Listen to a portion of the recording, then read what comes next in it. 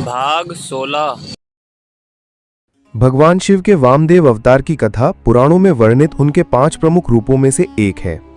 वामदेव भगवान शिव का वो स्वरूप है जो सौम्य, शांत और कल्याणकारी हैं।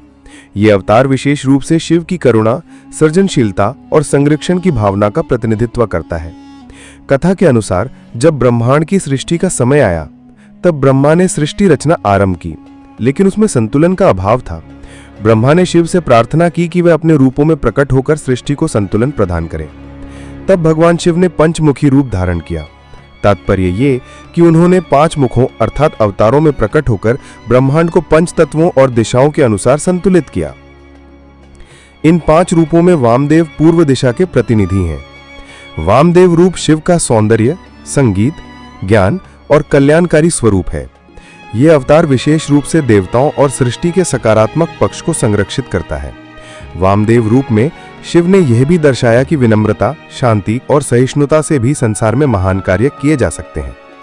इस रूप में वे विशेष रूप से विष्णु और ब्रह्मा की सहायता के लिए प्रकट होते हैं। वामदेव अवतार ये शिक्षा देता है कि शक्ति का वास्तविक रूप विनम्रता और करुणा में निहित है।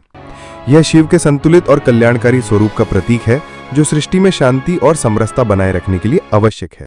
भाग 17।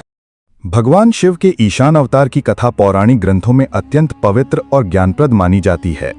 ईशान शिव के पंचमुखी रूपों में से एक हैं, जो उत्तर पूर्व दिशा के अधिपति और ज्ञान, शुद्धि तथा मोक्ष के प्रतीक हैं। उनका स्वरूप दिव्य, शांत और उज्जवल है। यह रूप विशेषतः वेदों के ज्ञान, योग और तपस्या का प्रतिनिधित्व करता है।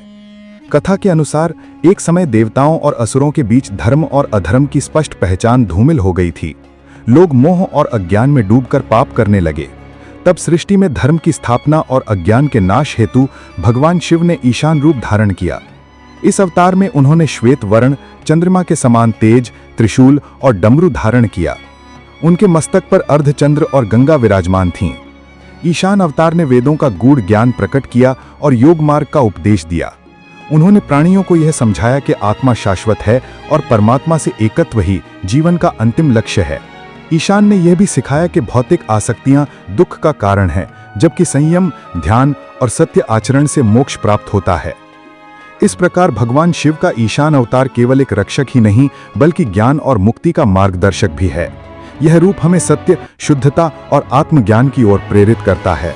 भाग 18। भगवान शिव के धर्मशास्त्र अवतार की कथा मुख्य रूप से धर्म की रक्षा और अधर्म के नाश से जुड़ी है। पौराणिक मान्यता के अनुसार जब पृथ्वी पर अधर्म और अन्याय का अत्यधिक प्रसार हुआ, तब देवता और ऋषिमुनि परेशान हो गए। उस समय दैत्य और अधर्मी लोग वेदों के ज्ञान का दुरुपयोग करके अपने स्वार्थ पूरे कर रहे थे। वे धार्मिक कर्मकांड का आडंबर तो करते थे, लेकिन उनके आचरण में सत्य, अहिंसा, करुणा और न्याय का अभाव था। ऐसी स्थिति में भगवान विष्णु ने भगवान शिव से प्रार्थना की कि वे किसी ऐसे रूप में अवतरित हों जो लोगों को धर्म का सच्चा स्वरूप समझा सके और उन्हें अधर्म के मार्ग से हटा सके। तब भगवान शिव ने धर्मशास्त्र अवतार धारण किया।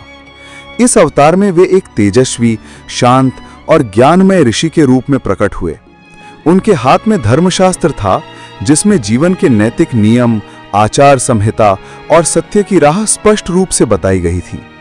धर्मशास्त्र अवतार ने लोगों को यह सिखाया कि धर्म केवल कर्मकांड नहीं, बल्कि सत्य, करुणा, दया और न्याय पर आधारित आचरण है। उन्होंने यह भी बताया कि अधर्म चाहे वेदों के नाम पर क्यों न किया जाए, वो अंततः विनाश का कारण बनता है। उनके उपदेशों से समाज में संतुलन लौटा और लोग पुनः सच्चे धर्म के मार्ग पर चलने लगे। इस प्रकार धर्मशास्त्र अवतार का उद्देश्य केवल शास्त्र पढ़ाना नहीं, बल्कि धर्म को जीवन में उतारना था, ताकि संसार में स्थायी शांति और न्याय बना रहे। भाग 19। भगवान शिव के अवतारी पुरुष के अवतार की कथा अत्यंत गूढ़ और प्रेरणादायी मानी जाती है। पुराणों और लोक कथाओं में उल्लेख मिलता है कि जब जब अधर्म बढ़ता है और संसार में संतुलन डगमगाने लगता है, तब महादेव किसी न किसी रूप में अवतार लेकर लोक कल्याण के लिए अवतरित होते हैं। यद्यपि भगवान विष्णु के अवतारों की अधिक चर्चा मिलती है, परंतु शिवजी भी समय समय पर विभिन्न रूपों में अवतरित हुए हैं। एक प्रसिद्ध कथा में आता है कि जब ब्रह्मा और विष्णु के बीच सर्वोच्चता को लेकर विवाद हुआ, तब भगवान शिव एक अनंत ज्योतिर्लिंग स्तंभ के रूप में प्रकट हुए। ये अवतार इस बात का प्रमाण था कि शिव ही आदि और अनंत हैं, जिनका न आदि है और न अंत। इसी अवतार ने देवताओं को ये बोध कराया कि अहंकार का त्याग कर केवल सत्य और भक्ति का अनुसरण करना चाहिए।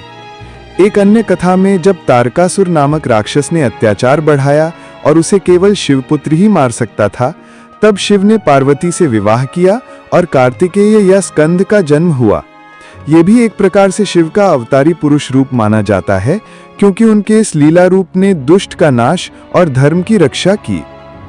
इसके अतिरिक्त हनुमान जी को भी कुछ परंपराओं में भगवान शिव का अंशावतार माना गया है। वे वानर रूप में जन्म लेकर श्री राम की सेवा और धर्म की स्थापना में संलग्न हुए। उनकी शक्ति, भक्ति और विनम्रता शिव तत्व का ही प्रकाशन मानी जाती है।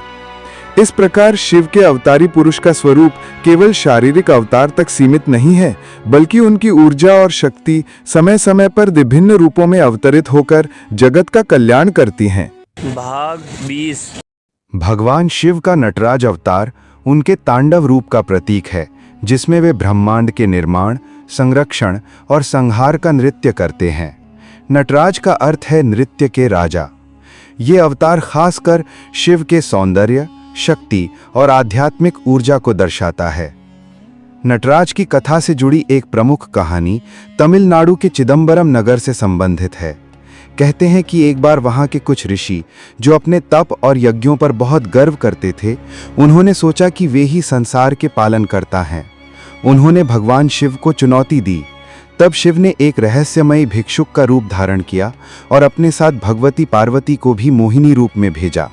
वे दोनों चिदंबरम के जंगल में पहुंचे, जहां ऋषि तपस्या कर रहे थे। शिव के प्रभाव से ऋषियों की पत्नियां उनकी ओर आकर्षित हो गईं। ये देखकर ऋषि क्रोधित हो गए और उन्होंने यज्ञ से एक अजगर और फिर एक बाघ उत्पन्न किया ताकि शिव को नष्ट कर सकें। शिव ने बाघ की खाल पहन ली और अजगर को गर्दन में लपेट लिया। फिर उन्होंने नृत्य करना शुरू किया। ये नृत्य इतना शक्तिशाली और दिव्य था कि ऋषि दंग रह गए। इसी नृत्य को तांडव कहा जाता है। ये नृत्य न केवल विनाश का बल्कि नवसृजन का भी प्रतीक है। नटराज की मूर्ति में शिव को एक पैर ऊपर उठाए, दूसरे पर बौने राक्षस अपस्मार यानी अज्ञान का प्रतीक को दबाते हुए दिखाया गया है। उनके 4 हाथ होते हैं, एक में डमरू यानी सृजन का प्रतीक, दूसरे में अग्नि यानी संहार, तीसरा आशीर्वाद मुद्रा और चौथा भय निवारण मुद्रा में। और ऐसे ही जानकारी के लिए वीडियो को लाइक और चैनल को सब्सक्राइब जरूर करें। धन्यवाद।